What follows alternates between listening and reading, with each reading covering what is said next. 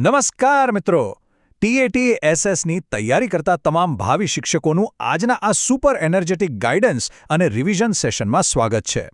તો ચાલો ફટાફટ શરૂઆત કરીએ.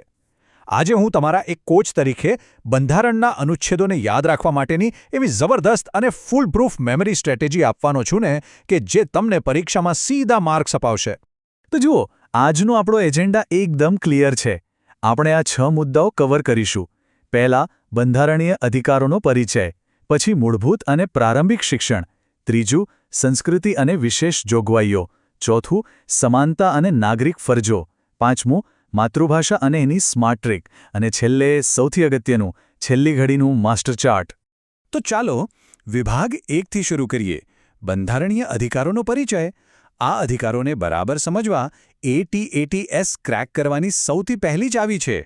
હવે તમે જ કહો, TATSની પરીક્ષા આપતા આપણા જેવા દરેક ઉમેદવાર માટે સૌથી મોટો પડકાર કયો છે? એ જ ને કે ભાઈ, પરીક્ષાના ટેન્શનમાં આ 10 અગત્યના બંધારણીય અનુચ્છેદોને ગોટાળા વગર એકદમ પરફેક્ટલી કેવી રીતે યાદ રાખવા, રાઈટ? તો આ પડકારને પહોંચી વળવા માટે જ આપણે એક લાઇન એટલે કે વન લાઇનર શોર્ટ ટ્રિક પર ફોકસ કરીશું. આ એક લાઇન તમારો એવો ગોલ્ડન રૂલ બનશે જે એક્ઝામ હોલમાં સેકન્ડોમાં જ તમને સાચો જવાબ ક્લિક કરાવી દેશે. આગળ વધીએ વિભાગ 2 તરફ, મૂળભૂત અને પ્રારંભિક શિક્ષણ. ચાલો જોઈએ આ બધું એકબીજા સાથે કેવી રીતે જોડાયેલું છે. અહીં યાદ રાખવા માટે આપણે ખાસ ત્રણ અનુચ્છેદોના ગ્રુપ બનાવ્યા છે. જુઓ, સૌથી પહેલું છે અનુચ્છેદ 21A, જે 86માં સુધારા 2002 દ્વારા ઉમેરાયો છે. એની ગોલ્ડન એક લાઇન મગજમાં ફિટ કરી લેજો. 6 થી 14 વર્ષના દરેક બાળકને શાળા સુધી પહોંચાડવું એ રાજ્યની જવાબદારી છે. ક્લિયર? ત્યારબાદ આવે છે અનુચ્છેદ 45. આ 6 વર્ષથી નાની ઉંમરના બાળકો માટે એટલે કે આંગણવાડી માટે છે. એની એક લાઇન છે, નાના બાળકોને શાળાની તૈયારી માટે સંભાળ અને શિક્ષણ. તમને ખ્યાલ જ હશે કે NEP 2020નો પણ આ જ મેઇન ફોકસ છે. અને આ ગ્રુપનું ત્રીજું, અનુચ્છેદ 46. એની એક લાઇન છે, નબળા વર્ગો એટલે કે SC અને STને શિક્ષણમાં આગળ લાવવા. છે ને એકદમ સિમ્પલ. હવે જોઈએ વિભાગ 3, સંસ્કૃતિ અને વિશેષ જોગવાઈઓ. બેઝિક એજ્યુકેશન પછી હવે વાત આવે છે સાંસ્કૃતિક ઓળખની. હવે આ 3 અનુચ્છેદોના નવા ગ્રુપમાં સૌથી રસપ્રદ વાત એ છે કે અનુચ્છેદ 29 અને 30 અલ્પસંખ્યકો માટે એકસાથે કેવી રીતે કામ કરે છે. જુઓ, અનુચ્છેદ 29ની એક લાઇન છે, પોતાની ઓળખ એટલે કે ભાષા અને સંસ્કૃતિ બચાવવાનો અધિકાર. હવે અનુચ્છેદ 30 એને એક સ્ટેપ આગળ લઈ જાય છે.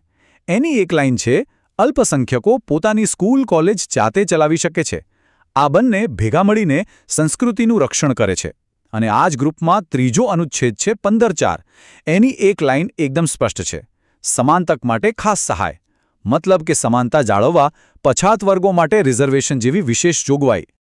ચાલો હવે વાત કરીએ વિભાગ 4ની સમાનતા અને નાગરિક ફરજો. ભવિષ્યના શિક્ષકો તરીકે આપણે આ 3 કોન્સેપ્ટને લિંક કરવા બહુ જ જરૂરી છે.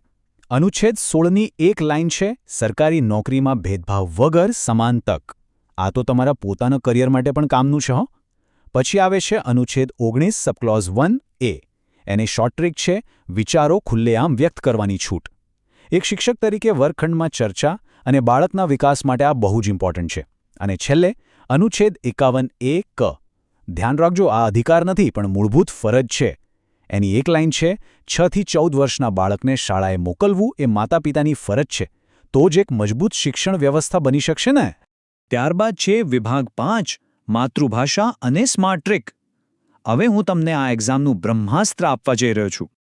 આ આખી પઝલનો છેલ્લો અને સૌથી અગત્યનો ટુકડો છે અનુચ્છેદ 450A.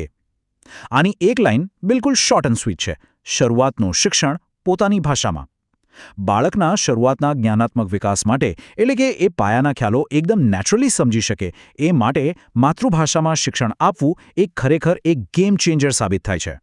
તો સૌથી ક્રુશિયલ પોઈન્ટ એ છે કે જો તમે આ બધા જ અનુચ્છેદોમાંથી માત્ર ને માત્ર 5 ચોક્કસ અનુચ્છેદો પર સૌથી વધુ ફોકસ કરશો ને તો ગેરંટી સાથે પરીક્ષાના 80% પ્રશ્નોના જવાબો તમે ચપટી વગાડતા આપી દેશો. હા, 80%. આ એક જ આંકડો તમારું મેરિટ ક્યાંય ઊંચું લઈ જઈ શકે છે. તો આ 5 VIP અનુચ્છેદો છે કયા? નોંધી લેજો, 21A, 45, 46, 29 અને 30. ફરી એકવાર રિપીટ કરું છું, 21A, 45, 46, 29 અને 30. જો પરીક્ષાના પ્રેશરમાં બીજું કંઈ જ યાદ ના આવે ને તો બસ આ 5 નંબરો મગજમાં છાપી મારજો. TAT-S માટે આ તમારું બેસ્ટ રિટર્ન ઓન ઇન્વેસ્ટમેન્ટ છે. મોટે ભાગે આ 5માંથી જ પ્રશ્નો ફેરવીને પૂછાતા હોય છે. અને હવે ફાઇનલી વિભાગ 6 છેલ્લી ઘડીનું માસ્ટર ચાર્ટ, જેની આપણે ક્યારની રાહ જોઈ રહ્યા હતા. અને આ ચાર્ટ બહુ જ સુંદર રીતે દર્શાવે છે કે આપણે આજના સેશનમાં કેવી રીતે એક જબરદસ્ત મેમરી પેલેસ તૈયાર કર્યો છે.